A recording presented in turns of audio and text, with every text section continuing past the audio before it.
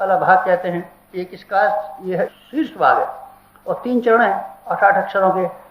4 चरणों से गायत्री मंत्र के 4 वेदों का व्याख्यान हुआ है, मालवीय जी ने कहा। और वेद हमारी संस्कृति के मूलभूत आधार है। वेदों की व्याख्या अन्य ग्रंथों में हुई है, अन्य ग्रंथों में हुई है, सब ग्रंथ उसी से बनते चले आए हैं। ब्राह्मण ग्रंथ बने हैं, आरण्यक बने हैं, उपनिषदें बनी हैं, दर्शन बने हैं, स्मृतियाँ बनी हैं, पुराण बने हैं, सब उसी से बने। और मालवीय जी का ये भी कहना था, गायत्री मंत्र का ज्ञान वाला भाग और विज्ञान वाला भाग, अंतरंग और बहिरंग वाला भाग किस तरीके से काम में लाया जा सकता है, ये रामचरित्र और कृष्ण चरित्र के माध्यम से समझाया गया है।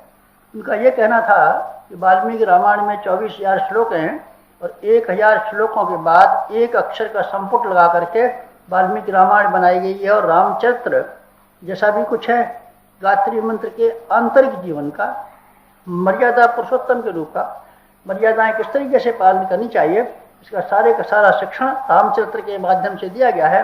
अध्यात्म रामायण आपने लोगों में से पढ़ी होगी, किसी ने संस्कृत की पुस्तक कर भीतर बताया है, हमारे अध्यात्म में ही भीतर ही हमारी रामायण है, भीतर ही हमारा भरत है, भीतर ही हमारी कौशल्या है, कौन कौन है, सब उसने रूपक बना के दिखाया गया है। ये सारे का सारा आंतरिक जीवन का शिक्षण रामायण के माध्यम से बना है। और वो वाल्मीकि रामायण तुलसीकृत जिसका व्याख्यान है, तुलसीकृत रामायण जिसका अनुवाद है। वाल्मीकि रामायण गायत्री मंत्र के एक एक अक्षर की व्याख्या के स्वरूप बताया। और भागवत श्री कृष्ण चरित्र ये क्या है, ये भी बेटे 24,000 उसमें भी श्लोक हैं काय में, भागवत में। और 1,000 श्लोकों के बाद एक एक अक्षर गायत्री का संपुट लगा हुआ है, अर्थात एक अक्षर की व्याख्या 1,000 श्लोकों में की गई है। और कृष्ण चरित्र बना करके खड़ा कर दिया गया है, सत्यम परम धीमहि। भागवत में ये श्लोक आते हैं और उन्होंने बताया गायत्री मंत्र का व्याख्यान है। रामचरित्र, रामायण, कृष्ण चरित्र हमारे सबसे बड़े भगवान के 24 अवतार। 24 अवतार क्या हैं, क्यों साहब 24 अवतार क्यों हैं? 26 क्यों नहीं हो जाते, 25 क्यों नहीं हुए, 21 क्यों नहीं हुए, 24 ही क्यों हुए?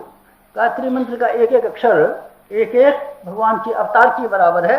इसलिए हिंदू धर्म में प्रत्येक गायत्री के अक्षर को एक अवतार माना गया। और एक एक अक्षर की क्या व्याख्यान हो सकता है, क्या कथा हो सकती है, क्या चरित्र हो सकता है, क्या आदर्श हो सकता है, इस सारे का सारा हमको 24 अवतारों के पुराणों में कथानकों में वर्णन किया गया। उनका कहना था जो कुछ भी है ये सारे के सारा गायत्री मंत्र है।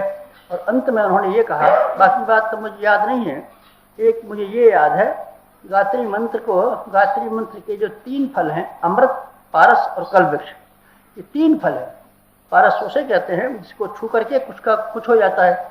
गायत्री मंत्र ऐसा है कि जिसको छू करके आदमी कुछ से कुछ हो जाता है, कायाकल्प हो जाता है, लोहा लोहा नहीं रहता, सोना बन जाता है, कायाकल्प हो जाता है। इसका नाम कल्पवृक्ष है, और नहीं, इसका नाम है पारस है। पारस है गायत्री मंत्र। और गायत्री मंत्र को कल्पवृक्ष का है। कल्पवृक्ष कहाँ होता है बेटे, हमको नहीं मालूम है। कल्पवृक्ष दुनिया में रहा होगा तो फिर दुनिया की मुसीबत आ जाएगी, और पारस अगर दुनिया में रहा होगा तो दुनिया की मुसीबत आ जाएगी, ये कल्पना है। पारस होगा बेटे, पारस हो जाएगा तो ऐसी मुसीबत आएगी, ऐसी मुसीबत आएगी, ऐसी मुसीबत आएगी कि दुनिया में हाहाकार हो जाएगा। कैसे? सब आदमी अपने लोहे को किसी न किसी तरीके से उपाय ये करेंगे कि हमारा लोहा छू करके सोना हो जाए, सब सोना हो जाएगा। फिर क्या होगा? सुई नहीं बन सकती, घड़ी नहीं बन सकती। क्यों? सोना बड़ा मुलायम होता है, बहुत मुलायम होता है। सुई है, सींजी है, खट टेढ़ी हो जाएगी, घड़ी चलेगी नहीं।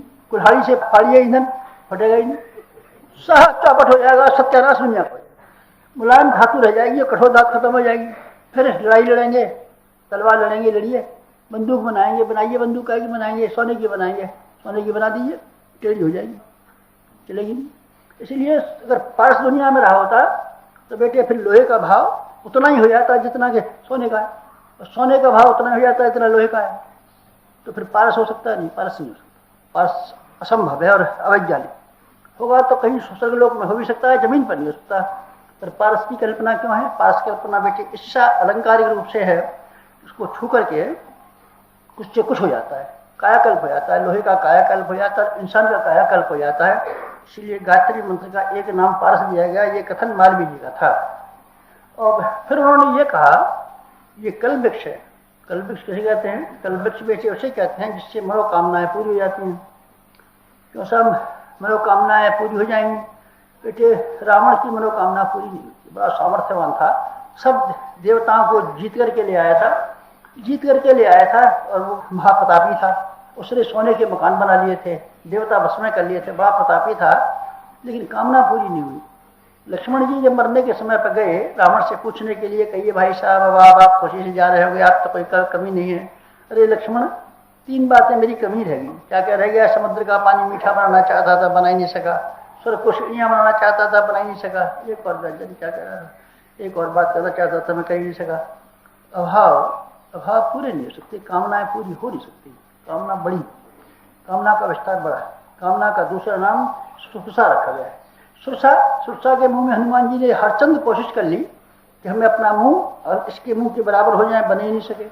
आखिर में हनुमान जी ने झक मारी, इसके आगे सुरसा के सामने। तब क्या काम करना पड़ा? मसक समान रूप कपे धरी, छोटा सा रूप बना करके फट भागे। सुरसा ताकती रही। तो बेटे क्या कोई कामना पूरी कर सकता है? किसी की पूरी, सिकंदर की पूरी नहीं हुई, रावण की पूरी नहीं हुई, कंस की पूरी नहीं हुई, हिरण्यकश्यप की पूरी नहीं हुई, किसी की पूरी नहीं। कामना पूरी हो जाएगी नहीं बेटे, किसी की नहीं हो सकती। तो फिर कल वृक्ष क्या बात का? कल वृक्ष बेटे दुनिया में रहा होगा